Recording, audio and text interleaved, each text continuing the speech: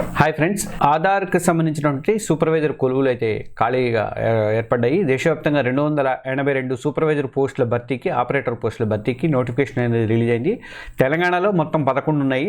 ఆంధ్రప్రదేశ్కి వచ్చేసరికి 4 ఖాళీలు ఉన్నాయి. జిల్లాల వారీగా చూసుకుంటే ఆదిలాబాద్లో కానీ, హైదరాబాదు, తర్వాత కరీంనగర్, మహబూబ్నగర్, నాగర్ కర్నూలు, ఇంకా నిర్మల్, పెద్దపల్లి, సంగారెడ్డి, వనపర్తి, యాదాద్రి భువనగిరి జిల్లా, నిజామాబాద్ జిల్లాలో ఒక్కో పోస్ట్ చొప్పున ఈ ఆధార్ సూపర్వైజర్ పోస్టులు అయితే ఖాళీ ఉన్నాయి. CSC e governance services of India జారీ చేసింది. సూపర్వైజర్ అండ్ ఆపరేటర్ ఈ రెండింటికి సంబంధించినట్టు నోటిఫికేషన్. ఆసక్తి గల వాళ్ళు ఆన్లైన్లో అప్లై చేసుకోవచ్చు. దరఖాస్తు ఫామ్ సబ్మిట్ చేయడానికి లాస్ట్ డేట్ ఎప్పుడంటే జనవరి 31 వరకు లాస్ట్ డేట్ అనేది ఉంది.